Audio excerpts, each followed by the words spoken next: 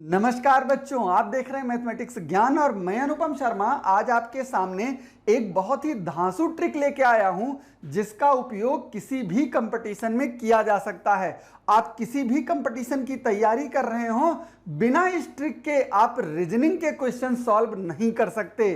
आज की वीडियो में मैं आपको बताने वाला हूं कैलेंडर क्या है, कहां से आया है, भारत में इसका उपयोग कब से हो रहा है। साथ में आपको यह भी बताऊंगा कि अगर आपको कोई डेट बता दी जाए तो बिना किसी प्रॉब्लम के आप उसका डे यानी कि दिन कैसे पता कर सकते हैं। आपने इससे रिलेटेड बहुत सारी वीडियो देखी होंगी जिनमें आपको बताया जाता है कि मंथ का कोड याद कर लीजिए, ईयर का कोड याद कर लीजिए, ये याद कर लीजिए, वो याद कर लीजिए, फिर इनको एक सिस्टमेटिक ढंग से सॉल्व करिएगा, आंसर आ जाएगा। लेकिन आप जरा खुद सोच के देखिए कि कितनी चीजें याद करेंगे। हर समय याद नहीं किया जा सकता, लेकिन मैं आपको ऐसी ट्रिक बताऊंगा जिसमें आपको कुछ भी नहीं याद करना है, बस सिर्फ आपको थोड़ी चीजें समझनी है। तो उसके लिए आपको वीडियो को लास्ट तक देखना पड़ेगा, और अगर आपने वीडियो को लास्ट तक देखा तो मेरी गारंटी है आज की बात आपको कैलेंडर से रिलेटेड कोई प्रॉब्लम नहीं होने वाली। कितनी बड़ी प्रॉब्लम क्यों ना हो, आप चुटकियों में सॉल्व कर लेंगे। तो फिर बिना टाइम वेस्ट किए हुए स्टार्ट करते हैं आज की वीडियो।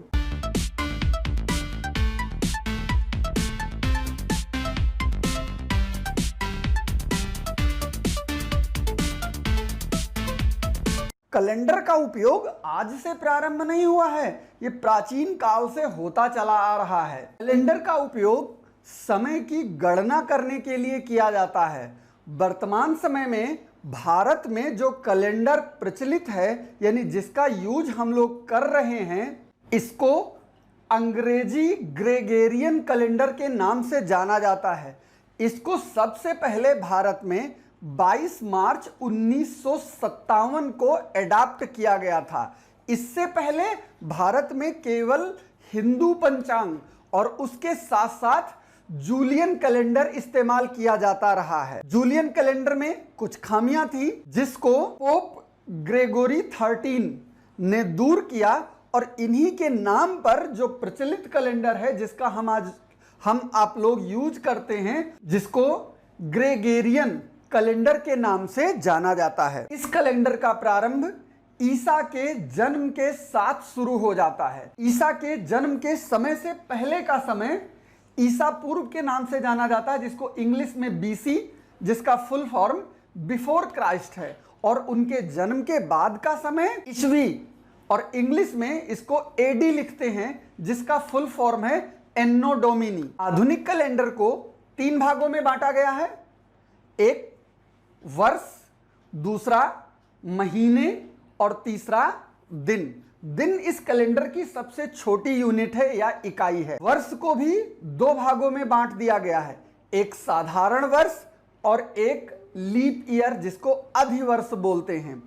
साधारण वर्ष में 365 दिन होते हैं और अधिवर्ष में 366 दिन होते हैं।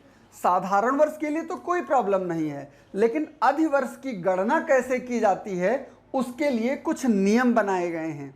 नियम क्या हैं? अगर किसी भी सन को 4 से डिवाइड किया जाए यानी 4 से भाग किया जाए और वो पूरा का पूरा भाग हो जाए, तो ऐसे सन को अधिवर्ष या फिर लीप ईयर कहा जाता है, और इसमें फरवरी 29 डेज की होती है। इसके साथ भी कुछ और नियम लगाए गए हैं।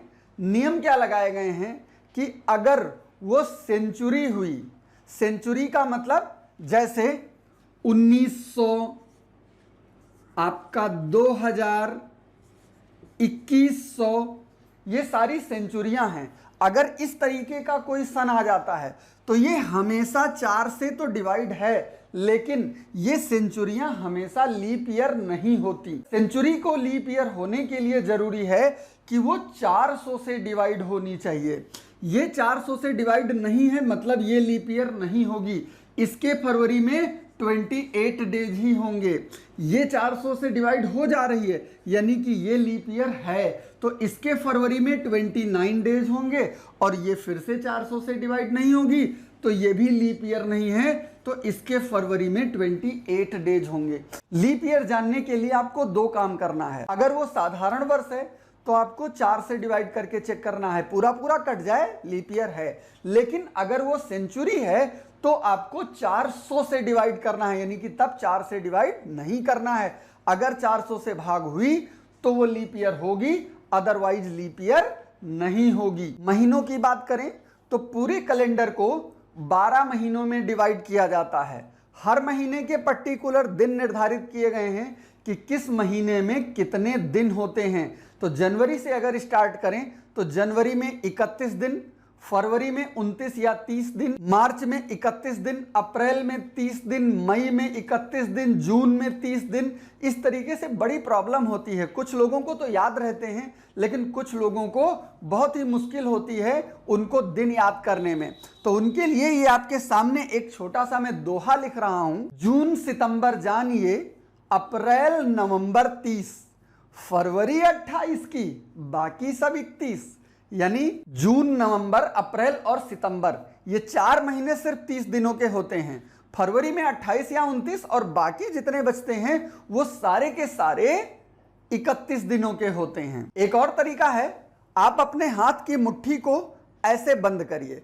तो जब आप मुट्ठी को बंद करोगे तो ऊपर देखिए कुछ आपके सामने पर्वत बन जाते हैं, कुछ ऊंचे और कुछ नीचे, कुछ ऊंचे कुछ नीचे।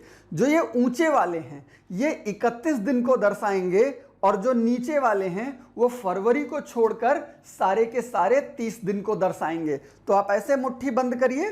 पहला जनवरी ऊंचे पर्वत पे आता है, यानी ये 31 दिन का है। दूसरा फरवरी 28 या 29 दिन, 28 दिन साधारण वर्ष के लिए और 29 दिन अधिवर्ष यानी लीप ईयर के लिए।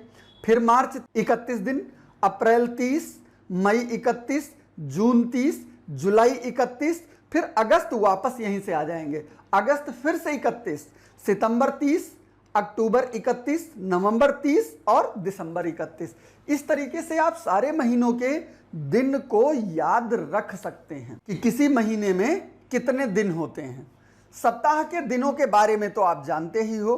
पहला दिन सोमवार होता है, दूसरा दिन मंगलवार होता है। इसी तरीके से सप्ताह का अंतिम दिन रविवार होता है। सोमवार का क्रमांक 1 और रविवार का क्रमांक 7 नहीं लिखा जाता, उसका क्रमांक होता है 0। यानी 0 से लेकर के 6 तक कुल 7 दिन आपके पास इस ग्रेगोरियन कैलेंडर में होते हैं। अब हमारा जो ये वीडियो है ये बेसिकली बेस्ड है कि हम किसी भी डेट का दिन कैसे निकालें। तो उस डेट के दिन को निकालने के लिए मैं आपको कुछ कैलेंडर की खूबियां दिखाना चाहता हूं। कैलेंडर की खूबियां दिखाने के लिए मैं कुछ प्रचलित, जिनको आप सभी लोग जानते हो, मैं ऐसे समय को यूज कर रहा हूं। सबसे पहले मैं आपको दिखाता हूं जनवरी 2018 का कैलेंडर। इसमें आप देखिए 1 जनवरी को सोमवार का दिन था। फिर जनवरी 2019 का कैलेंडर देखिए, उसमें 1 जनवरी को मंगलवार का दिन आ गया। फिर जनवरी 2020 का कैलेंडर देखिए, उसमें 1 जनवरी को बुधवार आ गया। फिर जनवरी 2021 का कैलेंडर देखिए, उसमें 1 जनवरी को शुक्रवार पड़ रहा है। यह प्रॉब्लम पहले वाले कैलेंडर्स में सिर्फ 1 दिन का फर्क आ रहा है, यानी सोमवार के बाद जस्ट अगला दिन अगले साल अगले दिन से शुरू होता है, यानी मंगल से शुरू हुआ, उसका अगले साल बुध से शुरू हुआ। लेकिन फरवरी की वजह से, क्योंकि 2000 वाला जो सन था वो लीप ईयर था, उसमें फरवरी 29 दिन की थी, जिस वजह से वो 1 दिन और जंप कर गया, क्योंकि नॉर्मल 28 दिन होती है। अगर फरवरी 28 दिन की है तो कैलेंडर जस्ट अगले डेज पे आ जाएगा। लेकिन अगर फरवरी 29 दिन की है तो कैलेंडर 1 डेट को जंप कर जाता है। इन सब खूबियों को जब देखा गया, इनको एक में मिलाया गया, तो पता चला कि कोई भी कैलेंडर, हम लोग जो कैलेंडर यूज करते हैं, ये हर 400 सालों के बाद अपने आप को एज इट इज रिपीट कर देता है। मतलब 400 साल जैसे पूरे होते हैं तो वो कैलेंडर जहां से शुरू हुआ था, यानी कि ईसा के जन्म का प्रथम दिन से, ये वापस वहीं पहुंच जाता है। तो इसका मतलब कि हम पूरे के पूरे कैलेंडर को 400 के ईयर में अगर डिवाइड कर दें तो 400 ईयर के बाद जो मुझे पहला दिन मिलेगा वो हर बार वही दिन मिलेगा जो ईसा के जन्म के दिन था। इस कॉन्सेप्ट को यूज करके हम किसी भी डेट का डे निकाल सकते हैं और उसको बता सकते हैं।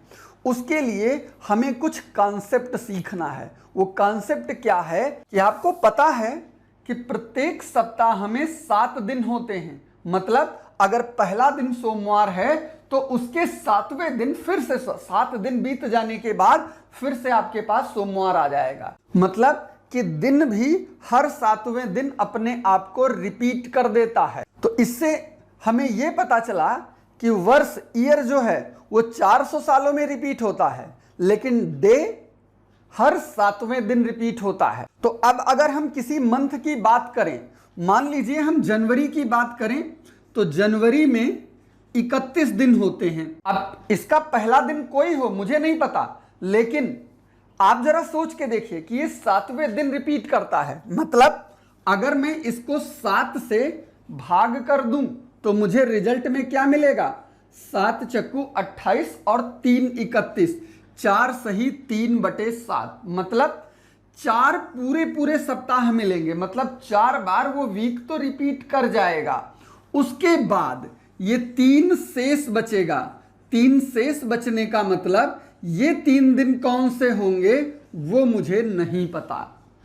और जिन दिनों के बारे में हमको कुछ नहीं पता होता है उन्हीं दिनों को ऑड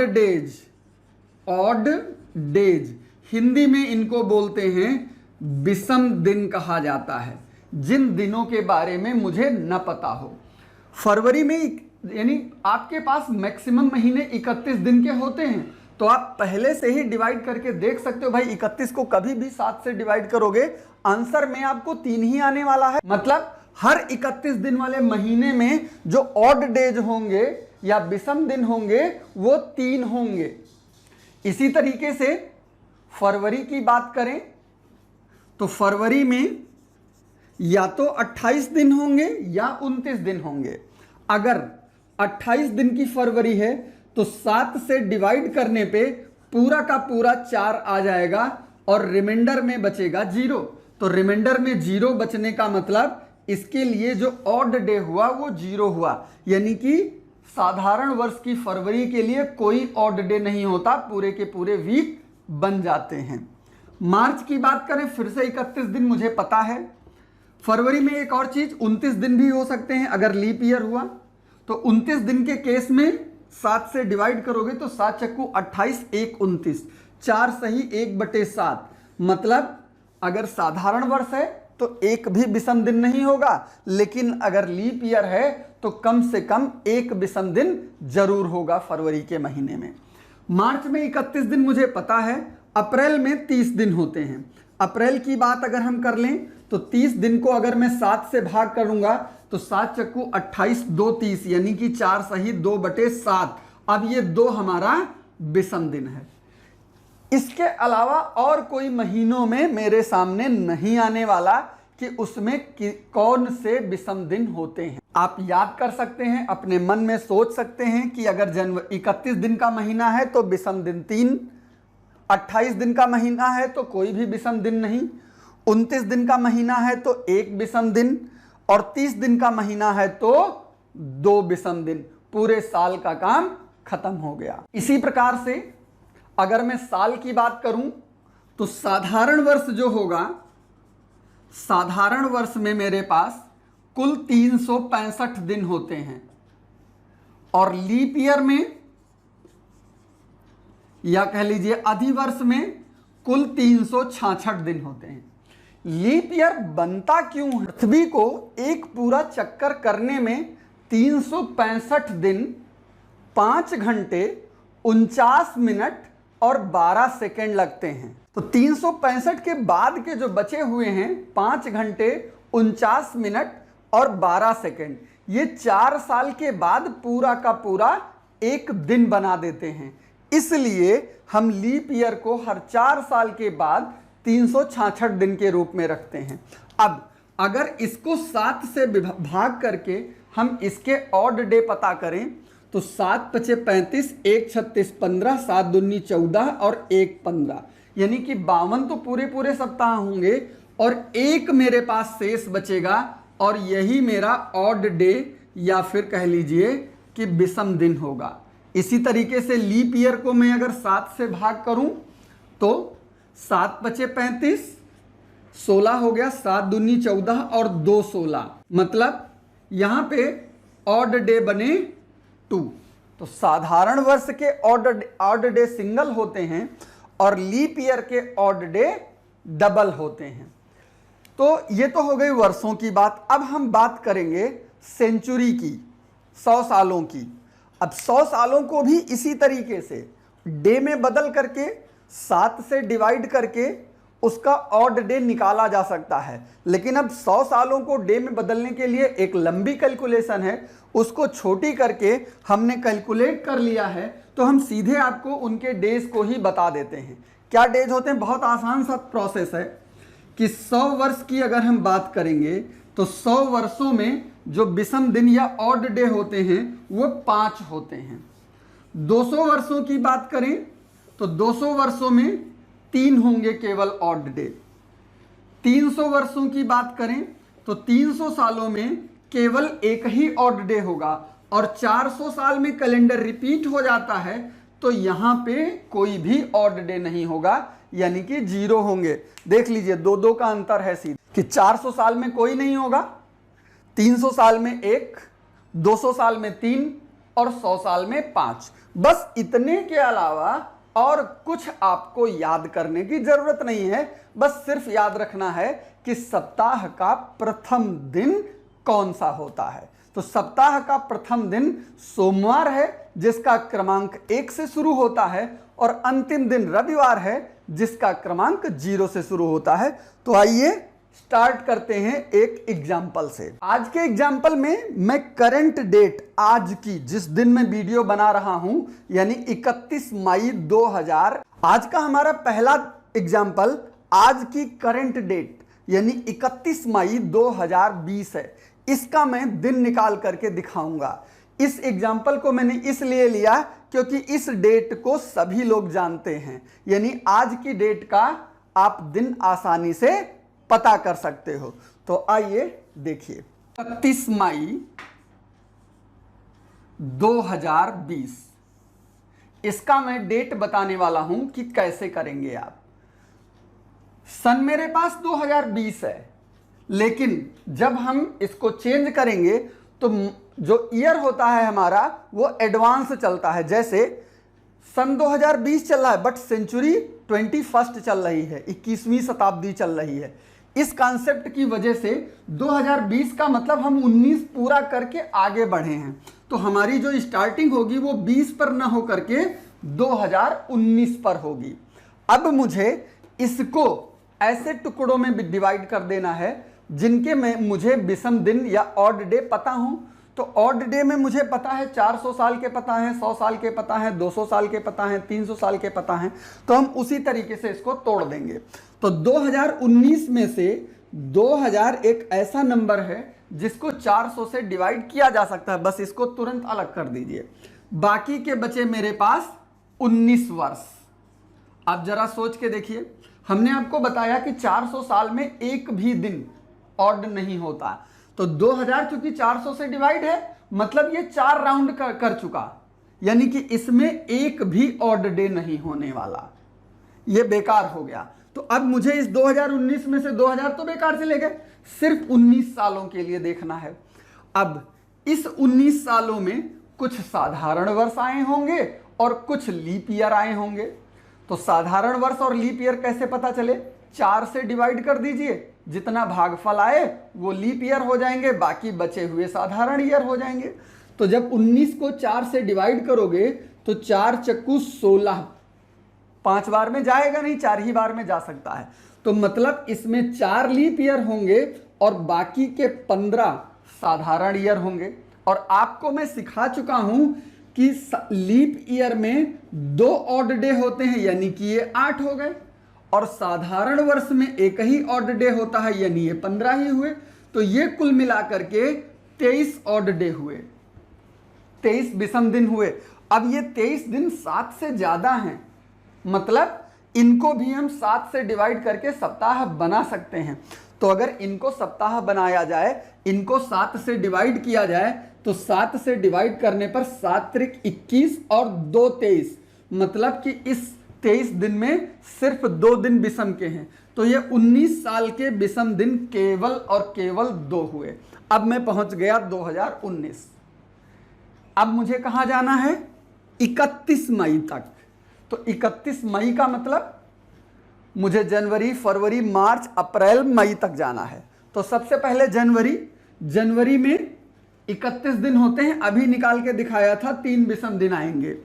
फरवरी 2020 हमारा लीप ईयर है, तो 2020 लीप ईयर है, फरवरी में 29 दिन होंगे, तो इसका ऑड डे 1 हो गया। मार्च में 31 दिन फिर से 3, अप्रैल में 30 दिन 2, मई में फिर से 31 दिन 3, मुझे लास्ट दिन तक चले जाना है, 31 तक हो गया। अभी 22 मई होता तो मैं 22 दिन लिखता, 25 मई होता तो मैं 25 दिन लिख लेता। तो ये मेरे पास कुल विषम दिन कितने हो गए? 2, 3, 5, 1, 6, 3, 9, 2, 11, 12, 13 और 14, ये कुल 14 विषम दिन हो गए। अब विषम दिन को वीक में बदला जा सकता है, तो जब 14 को मैं वीक में बदलूंगा, यानी कि 7 से डिवाइड करूंगा, तो ये 2 बार जाएगा और शेष बचेगा मेरे पास 0। और आपको अभी मैंने सिखाया है कि सप्ताह का प्रथम दिन सोमवार और अंतिम दिन रविवार, और अंतिम दिन को हम 7 नहीं लिखते, 0 से रिप्रेजेंट करते हैं। तो 0 आने का मतलब आज का दिन रविवार है। अगर आप आज ही वीडियो देख रहे हैं तो आपको पता ही होगा। अगर आप आज वीडियो नहीं देख रहे हैं, किसी अन्य दिन देख रहे हैं, तो आप अपने मोबाइल के कैलेंडर का उपयोग करके चेक कर सकते हैं। और किसी डेट का अगर आपको दिन जानना है तो कमेंट बॉक्स में अपनी डेट लिखिएगा, मैं दिन बताऊंगा। लेकिन अगर आपने पूरी वीडियो कायदे से देख रखी है, ध्यान से देख रखी है, तो मुझे बताने की जरूरत नहीं है, आप खुद निकाल लोगे।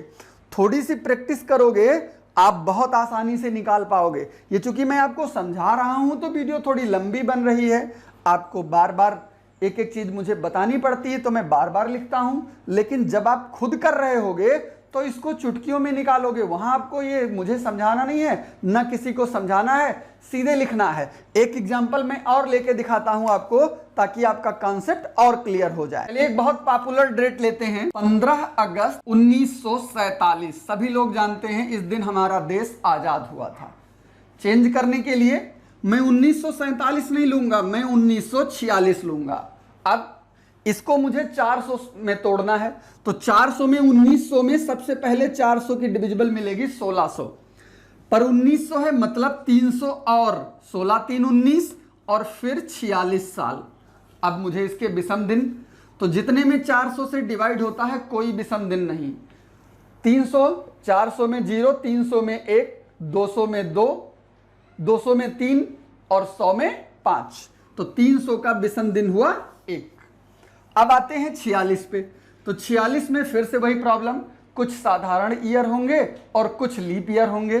तो साधारण लीप ईयर पता करने के लिए इसको 4 से डिवाइड करिए, तो 11 चक्कू 44 और 2 46, यानी कि 11 इसमें लीप ईयर होंगे। और एक लीप ईयर में ऑड डे 2 होते हैं, यानी कि ये 22 हो गए। 11 इसमें से घटा दोगे तो ये बचेंगे आपके 35 साधारण वर्ष, और साधारण वर्ष में एक ही ऑड डे होता है, यानी कि ये 35 हो गए। तो कुल मिला के हो गया 57। लेकिन 57 जोड़ने में प्रॉब्लम करेगा, आप इसको तुरंत और 7 से डिवाइड करके छोटा कर लो। तो जब इसको 7 से डिवाइड करोगे तो 7 8 56, 1 57, मतलब इस 46 साल का केवल एक ऑड डे बचा। प्लस इसके बाद 15 अगस्त तक जाना है। शुरुआत जनवरी से करनी है। जनवरी के 31 दिन 3, फरवरी 1947 की साधारण वर्ष थी, कोई लीप ईयर नहीं होगा क्योंकि 28 दिन रहे होंगे। मार्च 31 दिन 3, अप्रैल 30 दिन 2, मई 31 दिन के 3, जून 30 दिन के 2, जुलाई 31 दिन के 3 और अगस्त के 15 दिन हैं। पूरा महीना नहीं है, तो तो मैं अगस्त का ऑड डे नहीं लूंगा, मैं इसी 15 दिन का ऑड डे लूंगा। तो 15 दिन को अगर ऑड डे में बदलोगे यानी कि 7 से डिवाइड करोगे तो 7 दूनी 14 और 1 15, यानी अगस्त का सिर्फ एक ऑड डे हुआ। तो कुल कितने हो गए? 1 1 2 2 3 5 3 8 2 10 3 13 14 15 3 18 और 1 19 ऑड डे हुए। अब इसको 7 से डिवाइड कर दीजिए, यानी इसको भी ऑड डे में बदलिए। तो जब 7 से डिवाइड करोगे तो 7 दूनी 14 और 5 19, इसका शेष आया 5। तो जब पहला दिन सोमवार है तो 5वां दिन कौन सा होगा मुझे बताने की जरूरत नहीं है, आप लोग खुद निकाल लोगे, यानी कि शुक्रवार। तो इस तरीके से किसी भी डेट का आप ऑड डे निकाल करके आसानी से, वो चाहे जितनी आगे की हो या चाहे जितने पीछे की हो, इस कॉन्सेप्ट का यूज करके आप उसका दिन डायरेक्ट बता सकते हैं। आप लोगों के लिए होमवर्क है कि आप सभी लोग अपनी अपनी बर्थडे, यानी कि जो भी आपकी डेट ऑफ बर्थ होगी, उस डेट ऑफ बर्थ के दिन, यानी आपके जन्म के दिन कौन सा दिन था, इसको निकाल करके आप नीचे कमेंट बॉक्स में कमेंट करके जरूर बताइएगा। उम्मीद है आपको वीडियो हमारी पसंद आई होगी, और अगर वीडियो पसंद आई है तो अपने दोस्तों के साथ लाइक और शेयर करना बिल्कुल भी मत भूलिए, और देखते रहिए मैथमेटिक्स ज्ञान। फिर मिलेंगे, तब तक के लिए नमस्कार।